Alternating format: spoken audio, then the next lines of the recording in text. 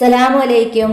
യൂസഫ് നബി അലൈഹിസലാമയുടെ ചരിത്രകഥയുടെ 4ാം ഭാഗമാണിത്. അടിമച്ചന്തയിൽ നിന്ന് ഈജിപ്തിലെ മുഖ്യമന്ത്രി അസീസ് യൂസഫ് നബി അലൈഹിസലാമയെ വിലയ്ക്ക് വാങ്ങി.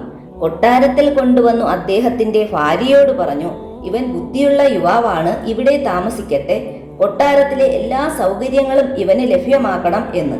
തന്റെ സൗമ്യമായ പെരുമാറ്റം കൊണ്ട് യൂസഫ് നബി അലൈഹിസലാം എല്ലാവരുടെയും ഹൃദയത്തിൽ ഇടം നേടി. ഉടൻ തന്നെ അദ്ദേഹം കൊട്ടാരത്തിലെ വിശ്വസ്തനായ ശുശ്രൂഷകനായി മാറി. അവർ കണ്ടിട്ടുള്ളതിൽ വെച്ച് ഏറ്റവും നല്ല സ്വഭാവമുള്ള മനുഷ്യനായി യൂസഫ് നബി മാറി.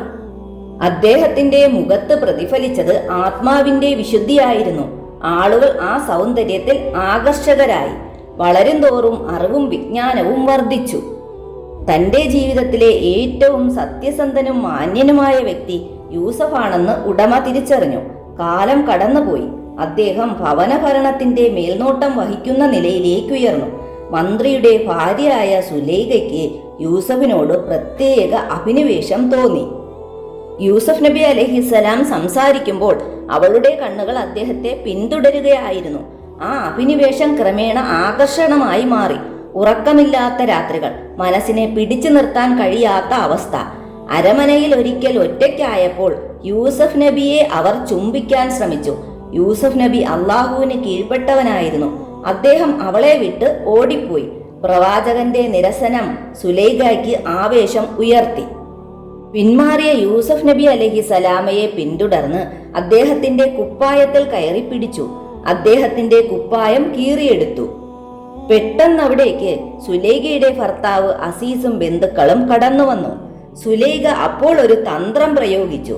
ഭർത്താവിനെ കണ്ടപ്പോൾ ഈ മനുഷ്യൻ തന്നെ പിടിക്കാൻ വന്നു എന്ന് അലറി വിളിച്ചു. നിങ്ങൾ ഇവനെ തടവിലാക്കണം എന്ന് വിളിച്ചു പറഞ്ഞു. എന്നാൽ യൂസഫ് നബി അലൈഹിസ്സലാം അത് നിരസിച്ചു. ഇവരാണ് എന്നെ കയറി പിടിച്ചത് എന്ന് പറഞ്ഞു. അസീസും കൂട്ടുകാരും ആരാണ് സത്യം പറയുന്നതെന്നറിയാൻ അദ്ദേഹത്തിന്റെ കുപ്പായം പരിശോധിച്ചു. കുപ്പായത്തിന്റെ പുറകുവശമാണ് കീറിയതെന്ന് കണ്ടെത്തി. അപ്പോൾ മുഖ്യമന്ത്രി ഇങ്ങനെ പറഞ്ഞു, യൂസഫാണ് നിന്നെ ആക്രമിച്ചതെങ്കിൽ കുപ്പായത്തിന്റെ മുന്നിൽ കീറുമായിരുന്നു. യൂസഫിന്റെ കുപ്പായത്തിന്റെ പിന്നിലാണ് വിള്ളലുണ്ടായത്. ഭാര്യയാണ് കള്ളം പറയുന്നതെന്ന് മനസ്സിലാക്കിയ മുഖ്യമന്ത്രി അസീസ് പ്രവാചകൻ യൂസഫ് നബി അലൈഹിസലാമയോട് ക്ഷമ ചോദിച്ചു. ചരിത്രകഥയുടെ ബാക്കി ഭാഗവുമായി ഇനിയും വരാം. അസ്സലാമു അലൈക്കും. സബ്സ്ക്രൈബ് ചെയ്യണേ.